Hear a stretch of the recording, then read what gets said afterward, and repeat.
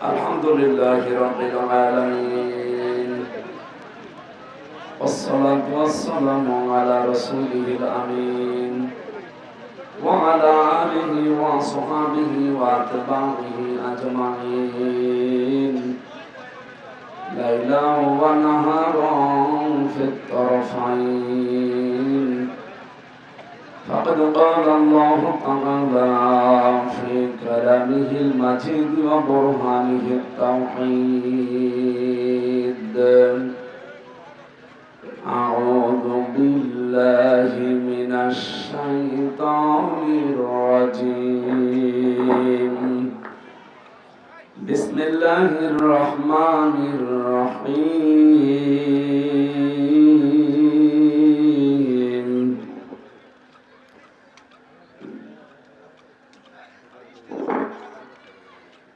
إنا أنزلناه في ليلة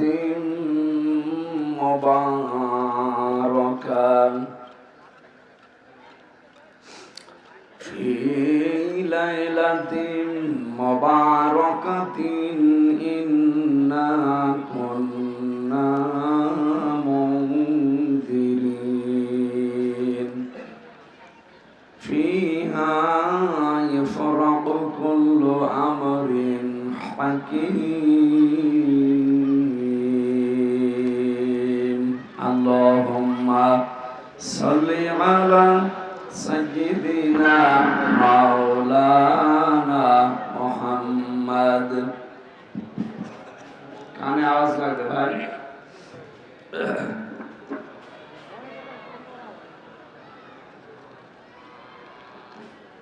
আলহামদুলিল্লাহ।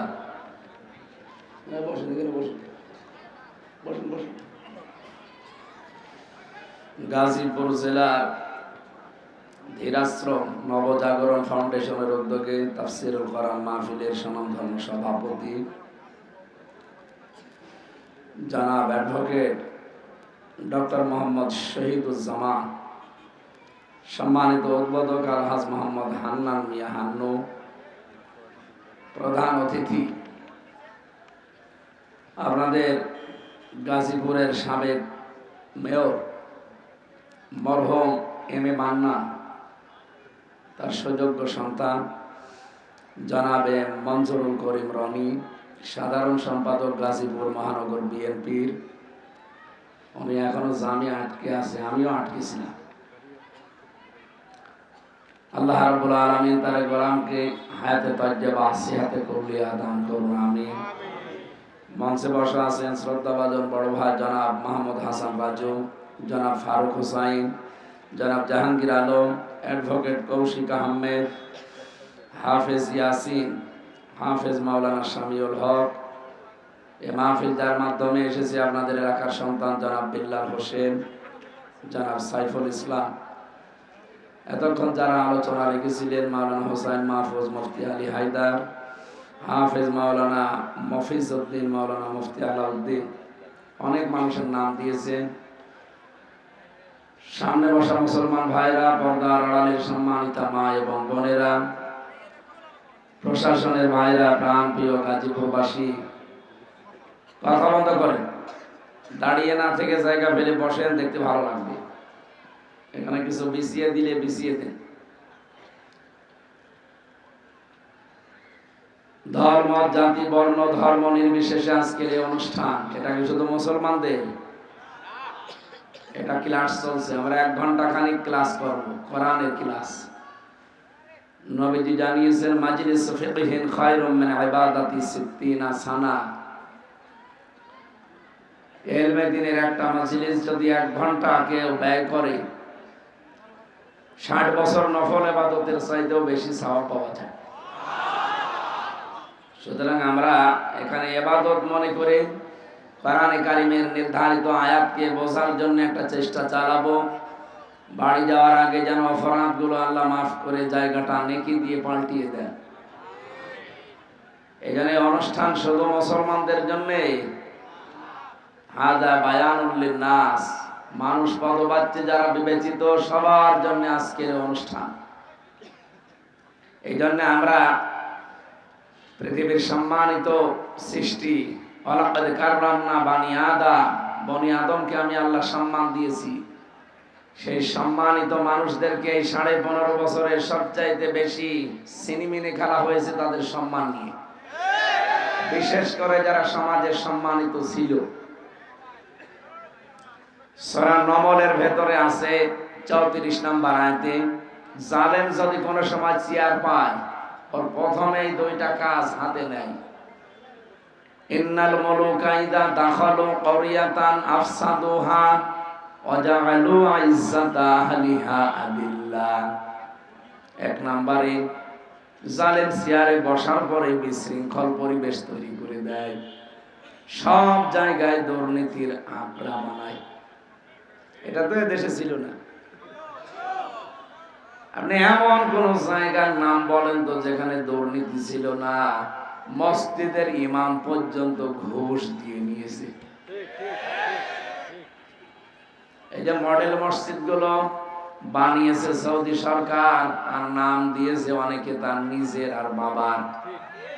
কেন এটা করা লাগবে? কেন? যে দিয়েছে আপনি তার নাম বলতে পারেননি। সবচাইতে বড় বিষয়, দেশে নাম পরিবর্তনের অনেকে হিড়িক তৈরি করেছিল। যেখানে সেখানে দেখতাম নাম পাল্টিয়ে অন্য নাম বসিয়ে দিত, জনগণ পুরাটা উল্টিয়ে দিয়েছে। এই যে 12,000 কোটি টাকার উপরে খরচ করে শহীদ জিয়া তার নামে বিমানবন্দরটা ছিল, আপনি পাল্টিয়ে দিতে গেলেন কোন কারণে? এত হিংসা এই মহিলার মনের ভেতরে। নিজের হিংসাকে বহিঃপ্রকাশ করার জন্য এই কাজগুলো হাতে নিয়েছিল। এক কাপড়ে ম্যাডামকে বের করে দিয়েছে বাড়ি থেকে। আল্লাহ পুরা উল্টিয়ে দিয়েছে। এই পৃথিবীতে যার দ্বারা যে কষ্ট মানুষ পাবে, ওই মানুষের দীর্ঘশ্বাস আরো সে পৌঁছিয়ে যায়। ম্যাডামের কান্না ওই দিন সারা দুনিয়া দেখে কি দিছে। 40 বছর একাধারে যে ঘরে বাস করলেন, এক কাপড়ে তাকে বের করে দিলেন। আমরা এত হিংসা। আবার নিজে মুখ ফুটে পরবর্তীতে জানিয়েছে যে ওখানে ওরে থাকতে দেব না, এটা আমি আগেই সিদ্ধান্ত নিয়েছিলাম। ওয়ালা ইয়াজরিমান্নাকুম শানাআনু কওমিন, হিংসার বশবর্তী হয়ে কোনো ব্যক্তি, কোন দল, কোন গোষ্ঠীকে একেবারে সমূলে ধ্বংস করে দিও না, তাহলে আল্লাহ তোমাকে নিজে দেখবে। এইটাই আল্লাহ করেছে। ওরা বাংলাদেশের সাতক্ষীরা, চাঁপাইনবাবগঞ্জ, বহু মুসলমানের বাড়ি ঘর পুরাটা বুলডোজার দিয়ে একেবারে শেষ করে দিয়েছে। আমার নিজের চোখে দেখায় জেলাগুলোতে। এই জন্য আল্লাহ কয়েকদিন আগে আযাবুল বুলডোজার নাযিল করেছে। আযাবের নাম কি? 32 নাম্বার একেবারে বুলডোজার বানিয়ে দিয়েছে। আর এটা এমনি বানায়নি। 1961 সালে যায় আপনি জায়গাটার এখনো পর্যন্ত কাগজপত্র দেখেন, এখন ফাঁস হচ্ছে এগুলো।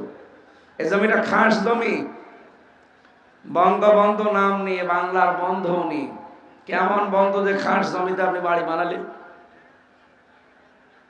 এই জন্য আমি একটা জিনিস দেখি, এ দেশে ওনাকে মানুষ মেরে ফেলেছে, জিয়াউর রহমানকেও মানুষ মেরে ফেলেছে, 2 জনকেই মানুষ মেরে ফেলেছে। তো 2 জনেই তো শহীদ হওয়ার কথা। কি কথা বলেন না কেন?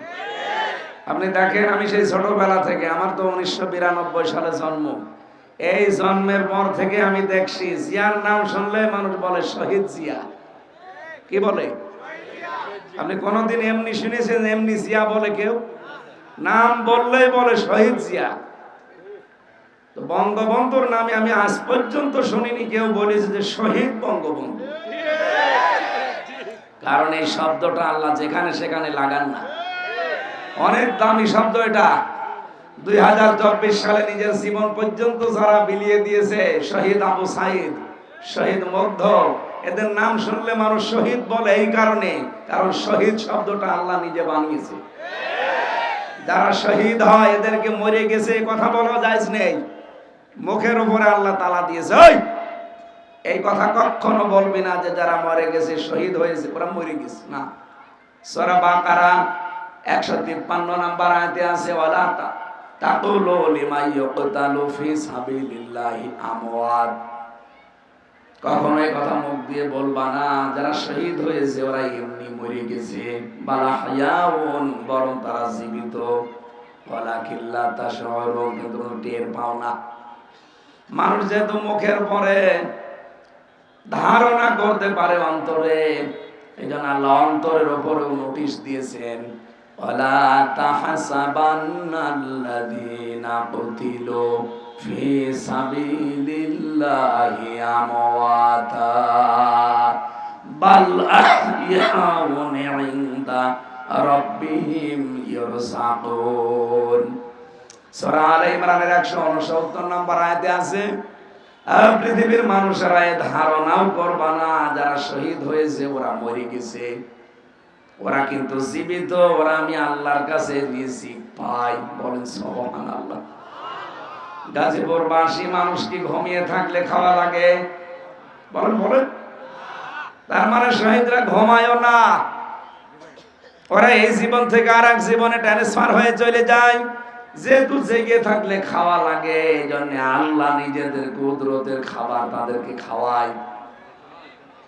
আপনি শহীদ নাম শুনলে দেখবেন জিয়ার নাম আসলে মানুষ শহীদ জিয়া বলে, আর বাকি আর যাদের নাম বললাম কে শহীদ বলে না। এই কারণে বলে না, কারণ এটা কবুল হওয়া লাগবে। এক কথা বলছেন না?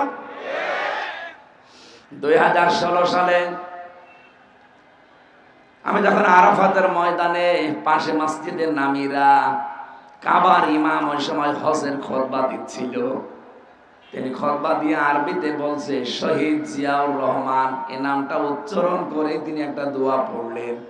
আল্লাহ লক্ষ লক্ষ মানুষকে যিনি মাথার উপরে নিম গাছ লাগিয়ে ছায়া দিয়েছে, এটা শাজারাত জিয়া বলা হয়। আল্লাহ তুমি তাকে তোমার রহমতের ছায়া দিয়ে আটক করে দাও। আপনি চিন্তা করেন, লক্ষ লক্ষ হাজি সেখানে, কাবার ইমাম নিজে দোয়া করছে খুতবার ভেতরে, এমনি খুতবার দোয়াগুলো কবুল হয়ে যায়। আমি নিজে ওই ছায়া স্থান নিয়েছি নিম গাছের নিচে। শুধু বাংলার হাজিরা না, পৃথিবীর যত দেশ থেকে হজ করতে যায় মানুষ কিন্তু ওখানে আশ্রয় নেয়। একটা গরম দেশ, মাথার উপরে যখন এই ছায়াটা পড়ে এমনি মন থেকে তার জন্য দোয়া চলে আসে। আমার মনে হয় কোটি কোটি মানুষ কিয়ামত পর্যন্ত আসবে আর শহীদ জিয়ার জন্য মন থেকে দোয়া করবে।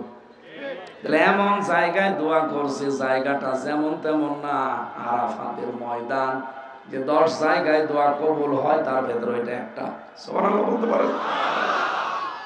একটা মাজলুম পরিবার, ছেলেটা মারা গেল, মারা যায়নি আরাফাত, আরাফাতকে মেরে ফেলা হয়েছে। এমন এমন কাজ করে মানুষ মরে যেতে বাধ্য হয়।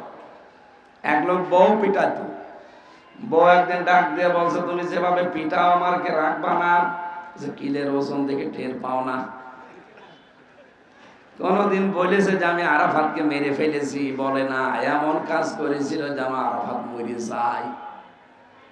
আল্লামা শহীদ দেলাওয়ার হোসাইন সাইদি, সেও মারা যায়নি, তাকে মেরে ফেলা হয়েছে।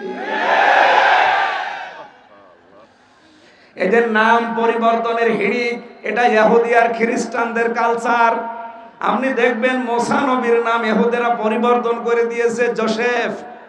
আমি বাইরের দেশগুলোতে যখন যাই, ইহুদিদের সাথে কথা বলে দেখেছি, জিজ্ঞাসা করি আপনার নবীর নাম কি? বলে জোসেফ। জোসেফ মানে মুসা আলাইহিস সালাম। আমরা মুসলমানেরা যাকে মুসা বলে চিনি, ওরা নামই পাল্টিয়ে দিয়েছে জোসেফ। খ্রিস্টানদের সাথে মিললে ওদের জিজ্ঞাসা করি আপনাদের নবীর নাম কি? বলে যিশু। যিশু মানে ঈসা আলাইহিস সালাম। ওরা ইব্রাহিম নবীর নাম পাল্টিয়ে দিয়েছে আব্রাহাম। এই বাংলাদেশে নাম পরিবর্তনের হিড়িক তৈরি করে শহীদ আব্দুল কাদের মোল্লা, এই লোকটাকেও পর্যন্ত কসাই কাদের বানিয়ে ফাঁসি দিয়েছে। আল্লামা দেলাওয়ার হোসাইন সাইদি, তার নামই দেলাওয়ার হোসাইন সাইদি, অথচ নাম পাল্টিয়ে দিয়েছে দেল্লু শিকদার। এই যে জালেমরা ক্ষমতায় বসলে প্রথম কাজ তাদের এইটা, বিশৃঙ্খল পরিবেশ তৈরি করে দেয়। 2 নম্বরে ওই দেশের যারা সম্মানিত মানুষ তাদেরকে অপমান করে। এদেশে আলেমরা সবার কাছে সম্মানিত ছিল, কিন্তু এ জালেম সবচেয়ে বেশি অসম্মান দিয়েছে আলেমদের। প্রশ্ন আসতে পারে, কয় অনেক আলেম তো তার কাছে ছিল, ওগুলো আলেম না, ওগুলো জালেম।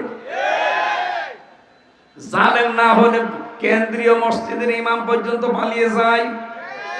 বলেন। পৃথিবীর ইতিহাসে আমি আজ পর্যন্ত শুনিনি কোন মসজিদের ইমাম দুর্নীতির দায়ে পালিয়ে গেছে। এত নিচে নেমেছিল ওদের চরিত্র, শেষ পর্যন্ত মসজিদের ইমামও থাকে না, সেও পালিয়েছে। পরবর্তীতে এসেছিল ইমামতি নেওয়ার জন্য জোর করে, এদেশের জনগণ জোতা পিটা করছে। লজ্জা তো নেই। সকালবেলা আবার স্ট্যাটাস দিয়েছেন, জনগণ জুতা মেরেছে কিন্তু আমার গায়ে লাগেনি। শয়তান, মানে কি বলবো আর মানুষকে।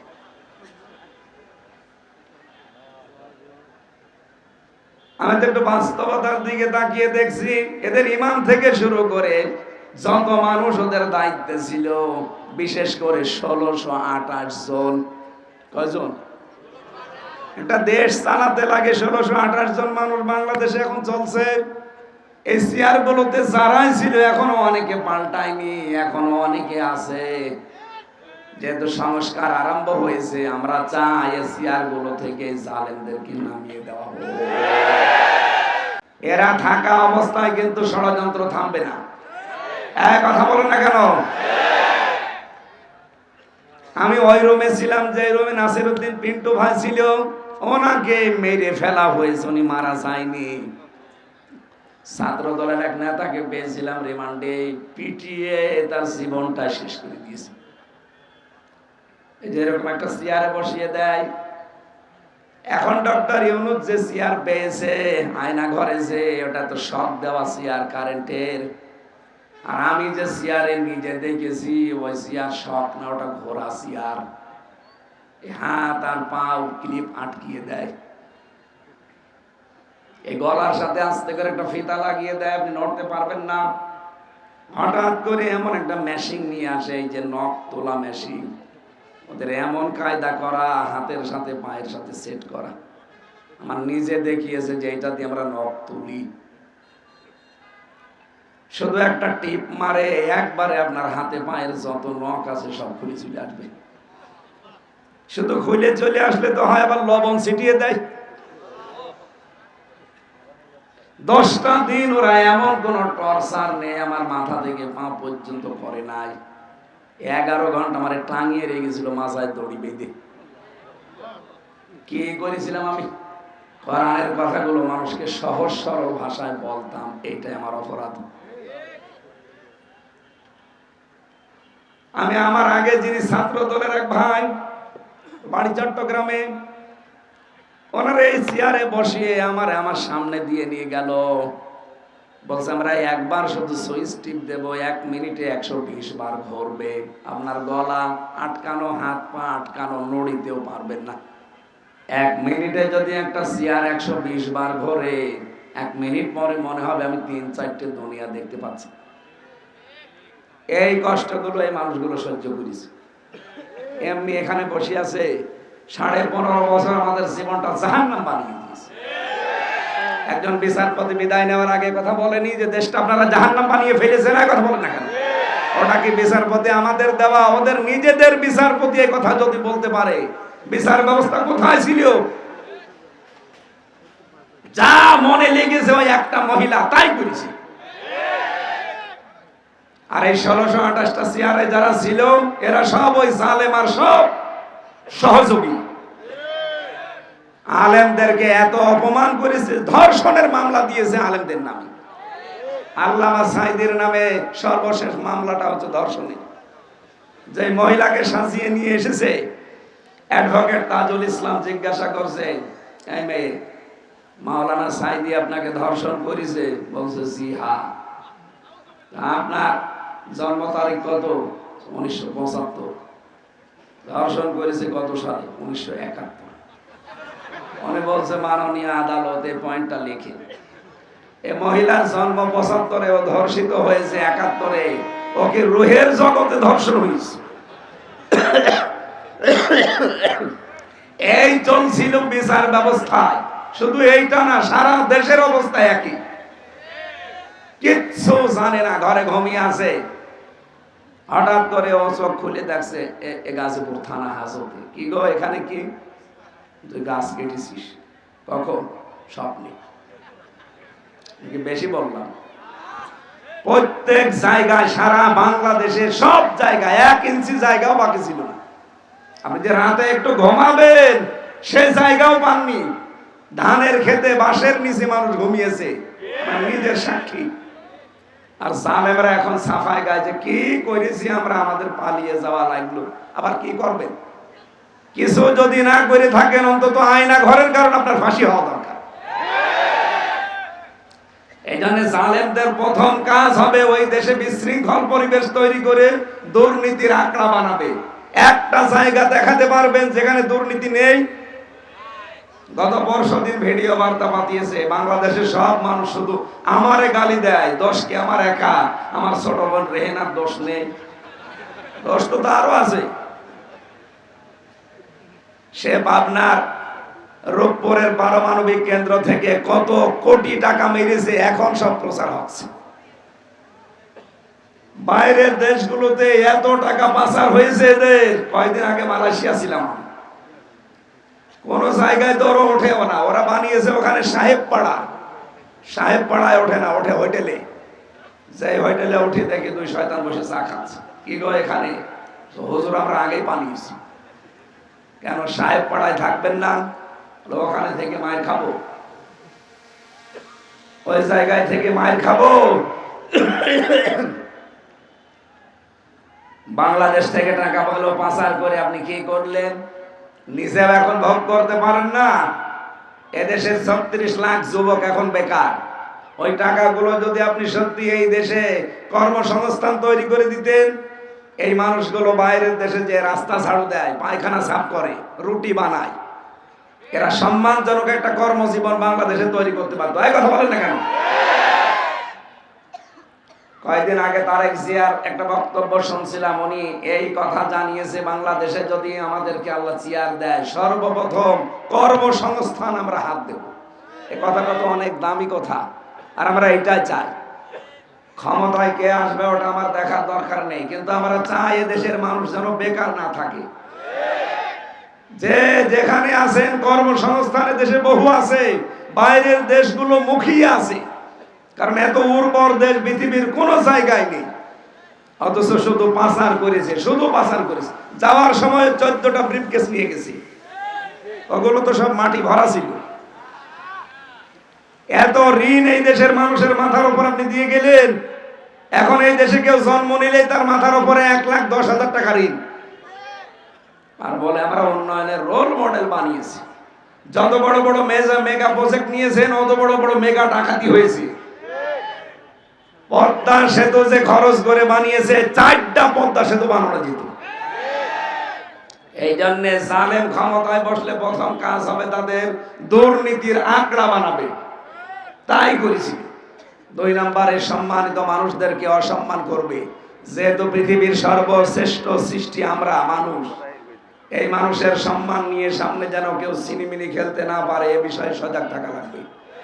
যারা আসবেন মানুষকে সম্মান দেওয়া লাগবে। এই কথা বলুন না কেন? আল্লাহ আমাদেরকে সেরকম রাষ্ট্র উপহার পাওয়ার তৌফিক দেন, আমিন। পাশের দাদা বাবুদের ফাঁদে পা দিয়ে দেশটা ধ্বংস করার চেষ্টা ছিল, এখনো পর্যন্ত করে যাচ্ছে। 2732 জন মানুষ মেরে ফেললো, এখনো কোনো অনুশোচনা আছে? কোন অনুশোচনা ভেতরে আছে? এখানে মানুষ যখন অপরাধ করতে করতে সীমা ছাড়িয়ে যায়, তখন আল্লাহ তার অপরাধ করার কারণে অনুশোচনা বন্ধ করে দেয়। এই যে আগামীকাল যে রাত আসতেছে, লাইলাতুন নিসফে মিন শাবান, এটা একটা গুরুত্বপূর্ণ রাত। এই রাতে আল্লাহ পৃথিবীর সব মানুষকে মাফ করার সিদ্ধান্ত নেয়। শুধু 2 প্রকার মানুষকে আল্লাহ মাফ করে না। 1 নম্বরে যারা শিরিক করে, 2 নম্বরে যারা মানুষ হত্যার সাথে জড়িত। সুতরাং এই 15 বছরে যত মানুষ হত্যা করেছেন কারণে অকারণে, বিচার বহির্ভূত, আপনাকে আল্লাহ সবে বরাতে সবে কদরও মাফ করবে না।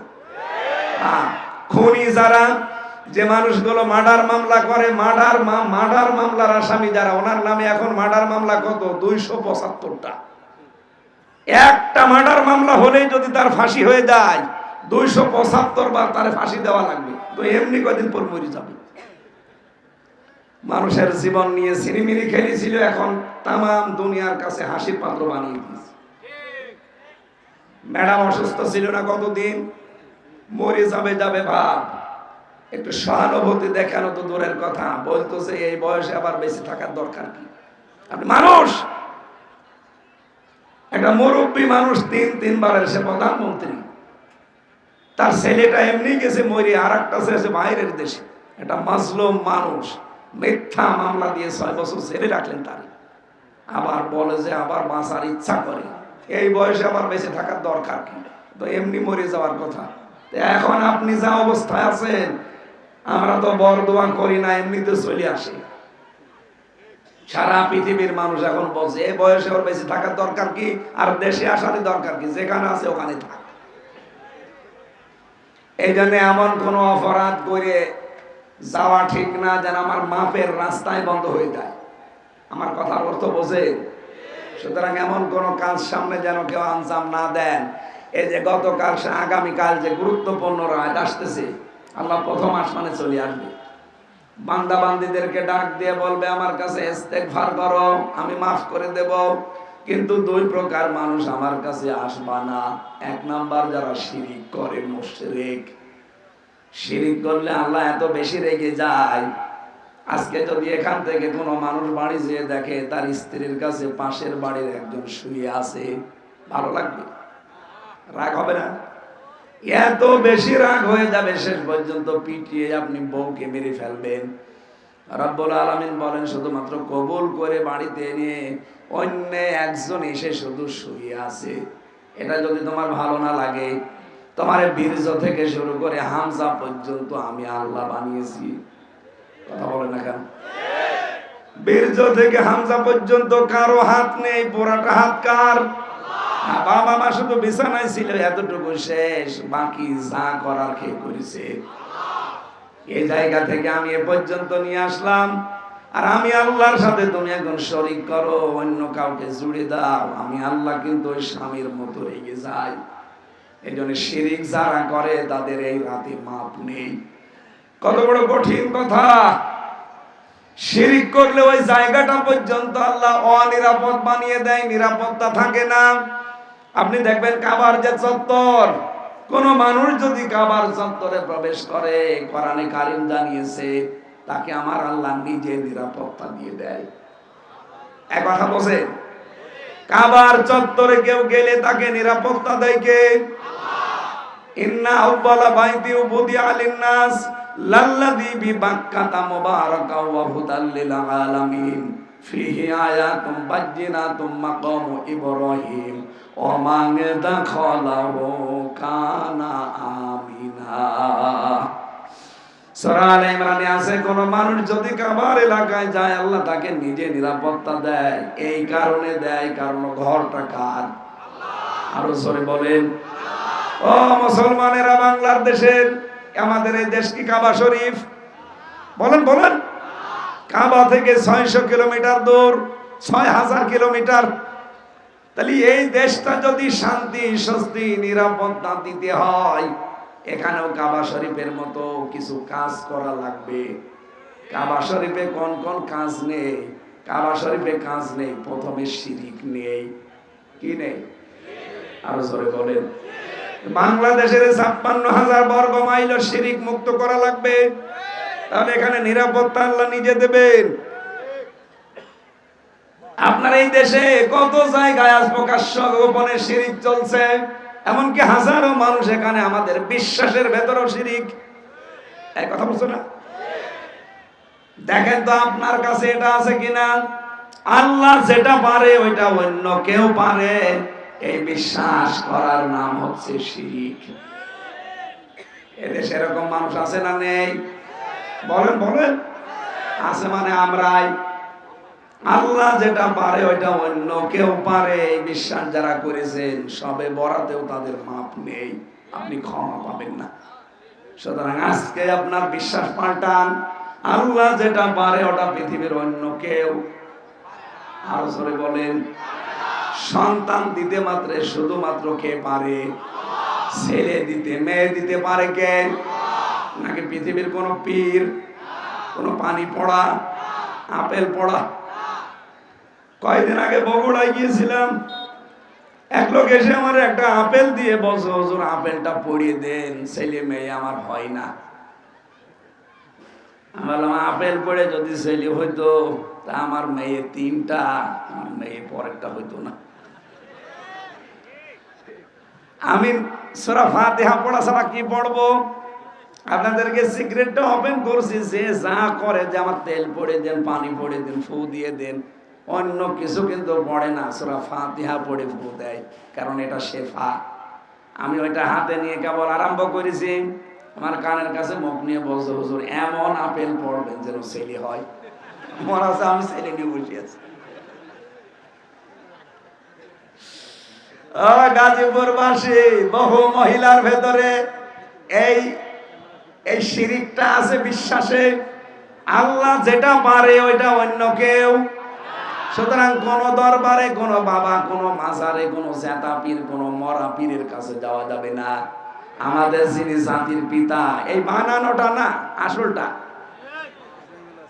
আল্লাহ যেটা বানিয়েছেন, মিল্লাতা বিকুম ইব্রাহিম হুয়া সাম্মাকুমুল মুসলিমিন। আমাদের জাতির পিতা ৮৬ বছর পর্যন্ত বিয়ের পরে সন্তান হয়নি। কত বছর? ৮৬ বছর তিনি কোন মাজারে গেছে, কবরে গেছে, কোন বাবার কাছে বলেছে? তিনি প্রতিদিন এই ৮৬ বছরে আল্লাহকে বলতেন, রব্বি হাবলি মিনাস সলিহিন, হে আল্লাহ আমাকে একটা নেককার সন্তান দান করো।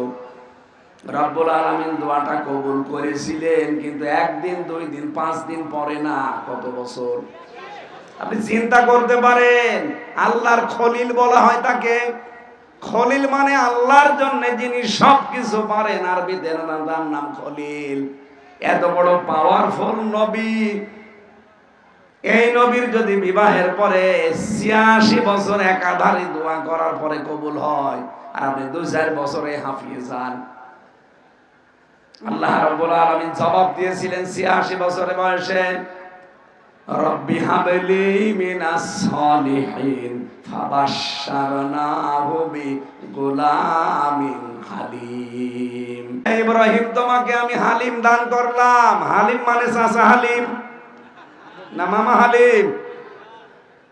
হযরত ইব্রাহিম চিন্তা করলেন ৮৬ বছর পরে আমি একটা হালিম পেলাম। হালিম মানে ধৈর্যশীল।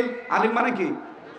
কেমন ধৈর্যশীল সন্তান আমাকে আল্লাহ দিয়েছে, আমার দোয়াটা আসলে কবুল হয়েছে কেমন আমি দেখব। এই জন্য ১৩ বছর যখন বয়স তার, তাকে আল্লাহ জবাই করার জন্য স্বপ্ন দেখালেন। তিনি এসে সন্তানটাকে ডাক দিয়ে বললেন, ইয়া বোনাইয়া, হে আমার কলিজার টুকরা সন্তান, ইন্নী আরা ফিল মানাম আন্নী আযবাহুকা ফানজুর মাযা তারা। আমি স্বপ্নে দেখলাম তোমাকে জবাই করছি, এখন তোমার রায় বলো কি করব। প্রশ্ন আসতে পারে যে আল্লাহর নবী ইব্রাহিম বিধান পালন করছে কার? আরো জোরে বলেন কার? যিনি বিধান পালন করার সাহায্য করবে তিনি ইসমাইল। আল্লাহর বিধান আমি পালন করব, আমার ছেলের কাছে অনুমতি নেওয়া লাগবে কেন? এই কারণে তিনি অনুমতি চেয়েছিলেন। তিনি চিন্তা করলেন, আমি ৮৬ বছর বয়স পর্যন্ত দোয়া করলাম যে আমাকে তুমি নেককার সন্তান দাও। আল্লাহ যে বললেন আমি তোমাকে একটা হালিম দিলাম, সুসংবাদ দিলাম হালিম সন্তানের। কেমন ধৈর্যশীল সন্তান দিয়েছে এটা আমি পরীক্ষা করে দেখব। এই জন্য তিনি অনুমতি নিতে গিয়েছিলেন। সন্তানটাও এরকম ডাক দিয়ে বলে, বাবা আপনি যা আদিষ্ট হয়েছেন, ইয়া বাতি ফাআল মা তুমার সাতাজিদুনি ইনশাআল্লাহু মিনাস সাবিরিন। আপনি আপনার আদিষ্ট কাজটা করেন, আমাকে আপনি ধৈর্যশীলদের মধ্যে পাবেন। ধৈর্যশীল পাবেন এ কথা বলেন নাই? তাহলে ১ বছর দিতেন, বহু বছর দিয়ে জানিয়েছেন যে আমি শুধু ধৈর্যশীল না, পৃথিবীতে আমার মতো বহু মানুষ ধৈর্যশীল আছে, তাদের মধ্যে আমিও একজন। তার মানে আমি এ বিষয়ে কোনো অহংকার করি না। জোরে বলেন সুবহানাল্লাহ। 13 বছরের মানুষ অহংকার থেকে মুক্ত হওয়ার জন্য কি শব্দ চয়ন করলেন যে আমি অহংকার করি না? অথচ বহু মানুষ আজ আমরা কিছু পেলে না পেলে আমাদের ভেতরে অহংকার চলে আসে। কথা বলেন। হযরত ইব্রাহিম তিনি রেডি হয়ে গেলেন। না, এখানে তাকান, আমরা দেশে বসে আছেন, এখানে শিক্ষা নেওয়া লাগবে। এই বসে। হযরত ইব্রাহিম তিনি হাতে নিলেন ছুরি, ইসমাইল গলা দিয়ে দিয়েছে। চিন্তা করেন তো যে অবস্থায় এখন আছে, আল্লাহর অর্ডার যদি ওই ছুরির উপরে না হতো, গলা কেউ বাঁচাতে পারতো? আর জোরে বলেন না। এই ড্রোন এইদিকে যেন না আসে, বাইরে থাক।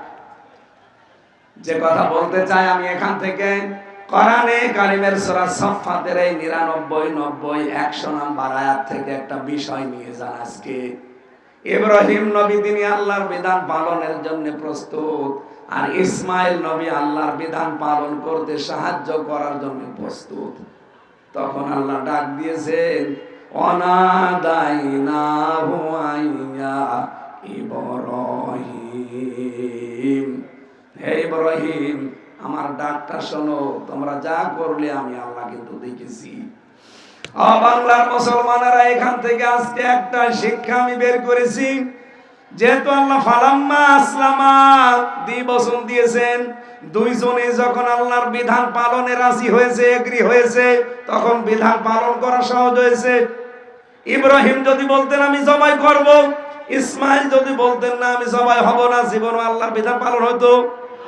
ইসমাইল নবী যদি বলতেন হ্যাঁ আমি জবাই হয়ে যাব, ইব্রাহিম নবী যদি বলতেন না আমি জবাই হব না, জীবন হতো। সুতরাং বাংলাদেশে যারা দায়িত্বে আসবে, তাদেরকে ইব্রাহিমের ভূমিকা পালন করা লাগবে। আমরা 18 কোটি জনগণ ইসমাইলের ভূমিকায় আসতে চাই।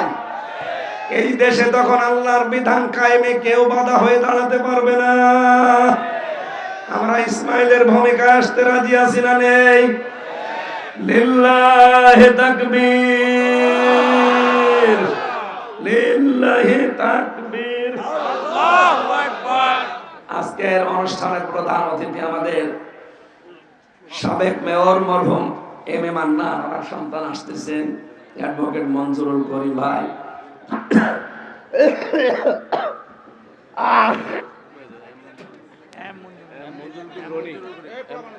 মঞ্জুরুল করিম। আল্লাহ আলহামদুলিল্লাহ লা ইলাহা ইল্লাল্লাহ সুবহানাল্লাহ আলহামদুলিল্লাহ লা ইলাহা। এই মাইকটা ছেড়ে দিন ভাই, মাইকটা ছেড়ে দিন, মাইকটা ছেড়ে দিন। একটু পিছিয়ে বসেন, একটু পিছিয়ে বসেন, মাইকটা ছেড়ে দিন। এই আওয়াজ বাড়িয়ে দেন তো, রিভাব দেন।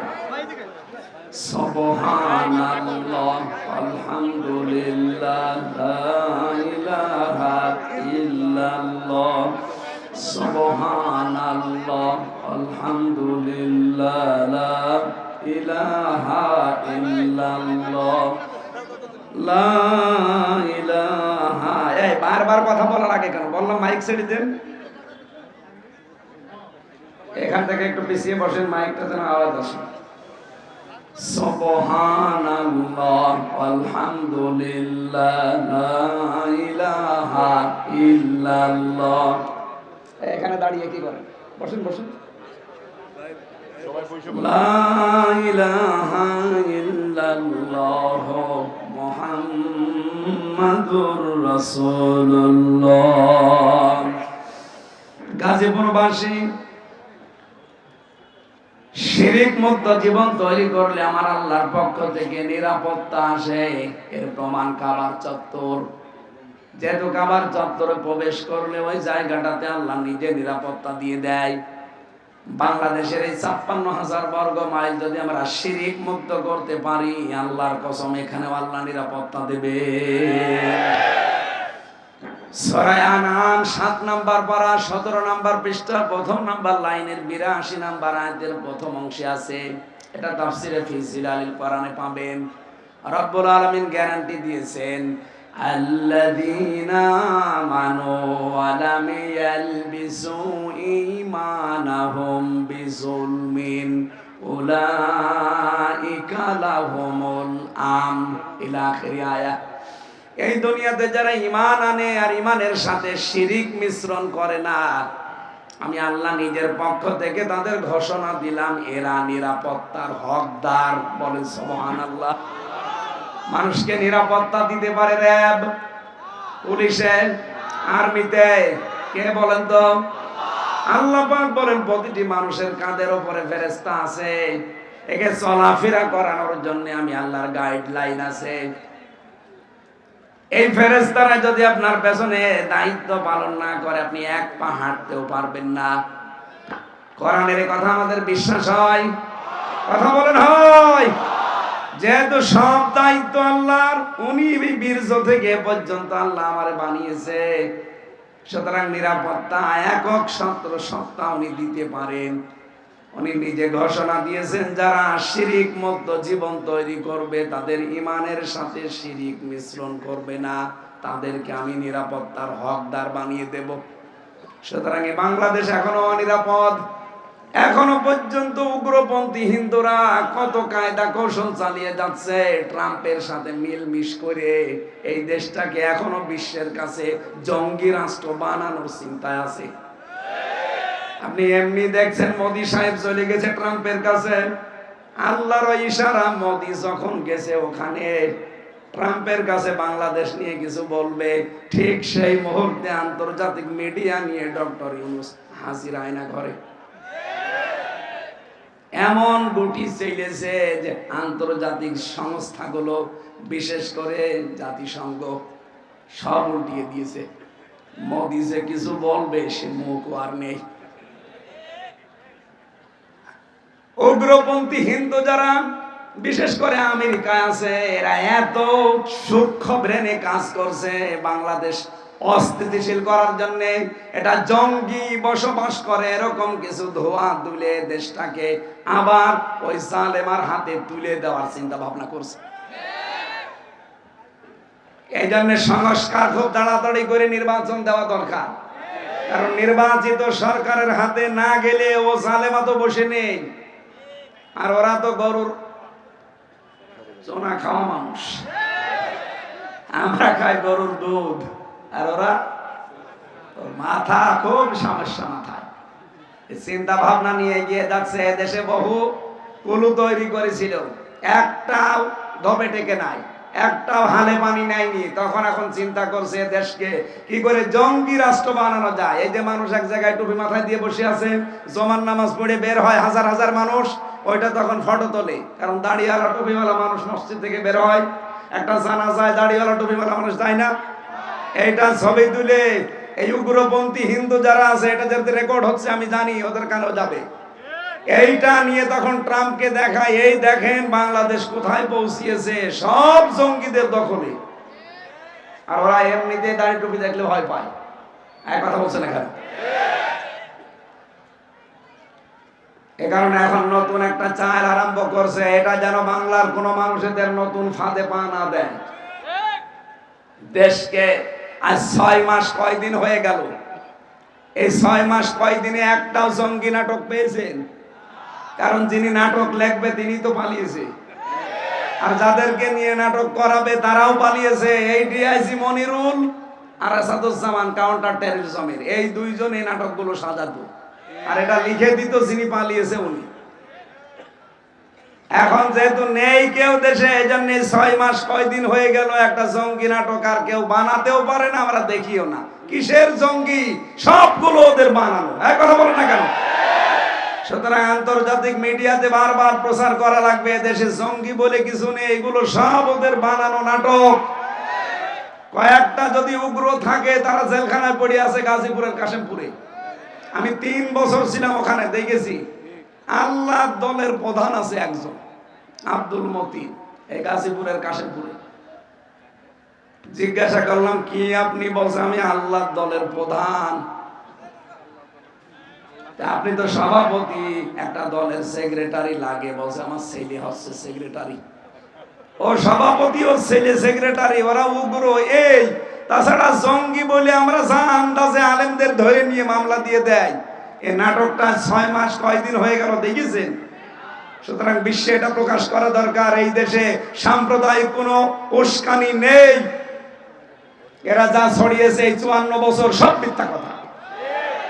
এতদিন ওরা আমাদেরকে দাবিয়ে রাখতো যে এই দেশে সাম্প্রদায়িক সম্প্রীতি নষ্ট হয়, এদেশে দাঙ্গা হয়, অন্যান্য ধর্মের যারা আছে তারা অনিরাপদ। এগুলো যে মিথ্যা কথা মাইক্রোসফট সবগুলো প্রকাশ করে দিয়েছে। দেখেন আপনি বিশ্বের আন্তর্জাতিক মিডিয়া যতগুলো আছে 257টা রাষ্ট্র দুনিয়ায়, এতগুলো রাষ্ট্রের উপরে তারা চিন্তা ভাবনা করে গবেষণা চালিয়ে তারা প্রকাশ করেছে সবচাইতে বিশ্বে বেশি মিথ্যা তথ্য ছড়ায় ভারত। সুতরাং বাংলাদেশে যে সাম্প্রদায়িক সম্প্রীতি আছে, সামনে রোজা আসতেছে, রোজা আর পূজা দরকার হয় একসাথে হয় এবং হয়েছে, সামনেও হবে। এই কথা বলে না কেন? এখানে হিন্দুরা পর্যন্ত এখন জানাচ্ছে যে না, আমরা এই আগস্টের 5 তারিখের পর থেকে সবচাইতে বেশি নিরাপদে আছি। তার মানে এর আগে আমাদেরকে অনিরাপদ রেখেছিল যারা এতদিন ছিল দায়িত্বে, তারা। গোবিন্দ পরামানিক পর্যন্ত কথা বলছে যে না, আমরা এখন নিরাপদে আছি, কারণ ওরা দেখতে পাচ্ছে মুসলমান তাদের মন্দির পাহারা দিয়েছে আগস্টের 5 তারিখের পর থেকে। এটা বিশ্বের মিডিয়ায় বারবার ছড়ান, বিশেষ করে যারা দুনিয়া কন্ট্রোল করছে তাদের কাছে। আমরা চাই উগ্রপন্থী কোন হিন্দুরা যেন এই দেশের দখল নিতে না পারে। এই কথা বলেন না কেন? আপনি তড়িঘড়ি করে কিছু করে ফেলবেন, দেখবেন 2-3 মাসের ভেতরে এমন অরাজকতা সৃষ্টি করবে। এরা যে করবে তার প্রমাণ আপনাদের জাহাঙ্গীর। 2 দিন আগে কি বলেছে দেখেননি? যে ঢাকাতে আমাদের যারা চলাফেরা করতে দেয় না, আমরা তাদের রাতের ঘুম কেড়ে নেব। তার মানে সামনে ওরা এরকম সিদ্ধান্ত নেবে, এটা আল্লাহ আগে ফাঁস করে দিয়েছে। এই জন্য কারো ষড়যন্ত্রে পা দেওয়া যাবে না। অপারেশন ডেভিল হান্ট চলছে, কি দেখেননি? শয়তানের খোঁজে, এর বাংলা অর্থ শয়তানের খোঁজে। খোঁজ করুক, এদেশে কোন শয়তান যেন বাইরে না থাকে। দেশকে যারাই অস্থিতিশীল করার চেষ্টা করবে তারাইকে 4 দেওয়ালের মাঝে নিয়ে যান। আর আর্মি এমন পিটানো পিটাচ্ছে কিছু মানুষকে, পেছনে বাদরের মতো লাল হয়ে যাচ্ছে। এই জন্য উস্কানিতে পা দেবেন না কারো। ওখান থেকে ববু উস্কানি দেয় আর আপনি পা দেন। আপনি কি গোপালগঞ্জ নাকি? এটা তো গাজীপুর। এই কথা বলেন না কেন? এখানে স্বনামধন্য মানুষ ছিলেন মরহুম এম এ মান্না, সাবেক মেয়র। আমি জেলখানায় থাকতে তার নাম শুনতাম, দেখিনি লোকটাকে। দোয়া করি তার জন্য আল্লাহ কবরটা যেন জান্নাতুল ফেরদাউস বানিয়ে দেয়। তার সন্তান, সুযোগ্য সন্তান আজকে এসেছে আমাদের মাঝে। আল্লাহ রাব্বুল আলামিন রনি ভাইকেও যেন কোরআনের জন্য, ইসলামের জন্য কবুল করেন, আমিন। সম্মানিত ভাইরা, যেহেতু একটা গুরুত্বপূর্ণ রাত কালকে, এই রাতে আল্লাহ রাব্বুল আলামিন কোরআন নাযিল করেছিলেন। ইন্না আনজালনাহু ফি লাইলাতিন মুবারাকা। যদিও এটা শবে কদরের জন্য বলা হয়, কোন কোন তাফসীরকারক জানিয়েছে না, এটা শবে বরাতের জন্য। এই লাইলাতুম মিন নিসফে শাবান, এখান থেকে আল্লাহ রাব্বুল আলামিন বলেন কোরআন আমি এই গুরুত্বপূর্ণ রজনীতে নাযিল করলাম। কেন জানো? ইন্না কুন্না মুনজিরিন, আমি নিজেই মানুষদেরকে সতর্ক করতে চাই। সুতরাং কোরআনে আল্লাহর যত বাণী আছে সব আমাদের সতর্ক বার্তা। আমাদের জীবন যেন সতর্ক হয়, সেই বার্তাগুলো এখানে দেওয়া আছে। সামনে আমাদের সময় আসতেছে সতর্ক হওয়া। পৃথিবীর প্রতিটি জিনিস সম্পর্কে আমাদের সচেতন হওয়া লাগবে, সতর্ক হওয়া লাগবে, বিশেষ করে জীবন সম্পর্কে। যেহেতু বেশি দিন আর থাকা যাবে না, খুব বেশি হলেও এখানে যারা আছি 100 বছর পরে থাকতে পারবেন। কথা বলেন না কেন? 100 বছর না, আমার মনে হয় 70 বছর পরে সব আমরা কবরের নিচে যাব। নতুন মানুষ এসে গাজীপুর আবার চাষ করবে। যেহেতু আমাদের জীবন সম্পর্কে সতর্ক হওয়া দরকার, জীবন সম্পর্কে সচেতন হওয়া দরকার, এই মুহূর্তে সেইটা করার জন্য আমরা আহ্বান জানাচ্ছি। দুনিয়ার এই ফেরেবে পড়ে, পৃথিবীর এই জমিনের ফেরেবে পড়ে যেন আমাদের আখিরাতের বিশাল জীবন আমরা নষ্ট না করি, ভুলে না যাই। আল্লাহ আমাদেরকে আমাদের জীবন সম্পর্কে সচেতন হওয়ার তৌফিক দেন, বলেন আমিন। ও গাজীপুরবাসী, এই পৃথিবীতে আল্লাহ আমাদেরকে উদ্দেশ্য নিয়ে পাঠিয়েছিলেন, তার নাম ইবাদত। তার নাম কি? কতদিন এটা করা লাগবে? ওয়াবুদ রাব্বাকা হাত্তা ইয়াতিয়াকাল ইয়াকিন। ওই দিন পর্যন্ত ইবাদত করে যাওয়া লাগবে যতদিন ইয়াকিন না আসে, তার মানে মরণ না আসে। এই আয়াত থেকে প্রমাণ হয় মাস্ট বি আপনাদের কাছে মরণ আসবে। মরণ আসবে না এমন কেউ আছি আমরা? সুতরাং মৃত্যু যেহেতু সামনে অবধারিত আসবে, আরে কয়েক বছরের জন্য আমাদের আসল জীবন যেন আমরা ক্ষতিগ্রস্ত করে না ফেলি। আমাদের ওই আসল জীবনটা আমরা সামনে নিয়ে বাকি জীবন আমরা সতর্ক হব ইনশাআল্লাহ। আল্লাহ সেই কথাগুলো আজকের এই আয়াতের ভেতরে দিয়েছেন, ইন্না কুন্না মুনজিরিন, আমি নিজেই সতর্ককারী। ফিহা ইফরাকু কুল্লু আমরিন হাকিম। এই যে গুরুত্বপূর্ণ রজনীর স্পেশাবান, শাবান মাসের 14 তারিখের দিবাগত রাত, এই রাতে আল্লাহ ফেরেশতা পাঠিয়ে দেয় দুনিয়ায়, আর 1 বছরের জন্য গুরুত্বপূর্ণ কিছু সিদ্ধান্ত নেয়। আমরা আজকের এই রাতেই দোয়া করছি, আল্লাহ আগামীকাল তো করবেনই, এমন সিদ্ধান্ত যেন বাংলাদেশ সম্পর্কে আল্লাহ নেয় যেন এই দেশটা নিরাপত্তায় পেয়ে যায়। এই কথা বোঝেন আমার? এমন সিদ্ধান্ত আল্লাহ যেন আমাদের দেশ সম্পর্কে নেয়, আগামী থেকে যেন এই দেশটা নিরাপত্তার চাদরে ঢেকে যায়। নবীজির ওই জামানায় একটা যুবতী মেয়ে সানা থেকে হাজরা মাউত পর্যন্ত রূপের পরশা নিয়ে তারা হেঁটে গেছে। আল্লাহর ভয় ছাড়া তার ভেতরে কোনো ভয় থাকতো না। আমরা বাংলাদেশকেও ঠিক মেয়েদের জন্য ওই রকম বানাতে চাই, জনগণের জন্য আমরা ঠিক ওই রকম বানাতে চাই, যেখানে দুর্নীতি থাকবে না, যেখানে মানুষকে কষ্ট দেওয়া থাকবে না, যেই দেশে আইনা ঘর থাকবে না, মিথ্যা মামলা যে দেশে থাকবে না। মিথ্যা সাক্ষী দিয়ে একটা মানুষের জীবন আপনি নষ্ট করে দেন। আপনি জানেন মিথ্যা সাক্ষী দেওয়া এটা কত বড় অপরাধ আল্লাহর কাছে। এই পৃথিবীতে যারা মিথ্যা সাক্ষী দিয়েছেন আপনার জন্য আল্লাহ জান্নাত হারাম করে দিয়েছে। এই 15.5 বছরে কত মিথ্যা মামলা, কত মিথ্যা সাক্ষী। আমি নিজে তো ভিকটিম দেখেছি। আমার বিরুদ্ধে যে 4টা সাক্ষী ওরা হাজির করেছিল, বলেন তো আমার নামে মামলা দিয়েছে আনসার আর বাংলা টিমে, আমি নাকি সারা দেশের প্রধান, অথচ ওটা কি আমি জানি না। যাদেরকে সাক্ষী হিসাবে নিয়ে এসেছে কুষ্টিয়া থেকে, জীবনে ওদের কোনোদিন নাম ও শুনিনি, দেখা তো দূরের কথা। পরবর্তীতে এই যে আগস্টের 5 তারিখের পরে মামলাটা পুরা ঢিসমিস হয়ে গেছে। ওই সাক্ষীদেরকে আমি নিজে যে বললাম, কি ভাই আপনার সাথে আমার কোনো শত্রুতা আছে? বলছে না, প্রশাসন আমাদেরকে ভয় দেখিয়ে টাকা দিয়েছিল, এই কথা না বললে আমাদেরও ক্ষতি হবে। এই ছিল দেশের অবস্থা। এক একজনের নামে ওরা মামলা দিয়েছে 300, 500, 700। বিএনপির এক ভাই আমার সাথে ছিল, পটুয়াখালী বড়গুনায় বাড়ি, 313টা মামলা ওর নামে। আমি ওরে বলতাম যে ভাই আপনি কবে জামিন নেবে আর কবে বের হবে, এরা জীবনে হাজিরা দেবেন কবে? একটা মানুষের নামে 313টা মামলা দেয়, ওদের বিবেক আছে? দেশটা কোথায় যে নিয়ে গিয়েছিল, আল্লাহ আমাদেরকে হাতে ধরে বাঁচিয়েছে। আর এমন একটা মানুষকে বসিয়েছে যার নামে ওরা বিপদে পড়ে দোয়া পড়বে, সে দোয়া ইউনুসও পড়তে পারছে না। কি দোয়া ইউনুস পড়তে পারবে? আল্লাহ মনে হয় এর কায়দা করে বসিয়েছে। ওরা যেহেতু বিপদে আছে, ইউনুস দোয়া তো পড়তে পারবে না। আর উনি এখন যদি এই অবস্থায় না থাকতো, এই উগ্রপন্থী হিন্দুরা আর যারা পালিয়েছে এরা মিলে দেশটাকে কবে আবার তছনছ করে ফেলতো বিশ্বের কাছে। সুতরাং ওরা ডালে চলছে, ডালে ডালে, আর ইউনুস চলছে পাতায় পাতায়। তো মাথা না, ওটা একটা ম্যাগনেট। সুতরাং যে কয়দিন উনি আছে, অন্তত বিশ্বের দরবারে দেশটাকে যেন কেউ উগ্রপন্থী, কেউ জঙ্গি রাষ্ট্র হিসাবে দেখাতে না পারে, সে বিষয়ে খুব সতর্ক থাকা লাগবে। আমার কথা বোঝেন আপনি? সামনে সময় আসতেছে, এই দেশে কোরআনের আইন চলবে ইনশাআল্লাহ, কিন্তু পরিবেশ পরিস্থিতি অনুকূলে নিয়ে আসা লাগবে। আন্তর্জাতিক যে বিশ্বের কারিশমা আছে কিছু, আপনি একবার ইসলাম কায়েম করে ফেলবেন, টিকতে পারবেন না। সুতরাং এমন এমন কিছু নিয়ম নীতি আছে যেগুলো যারা রাজনীতিবিদ, যারা দেশ নিয়ে ভাবে, তারা অবশ্যই জানে বিষয়গুলো।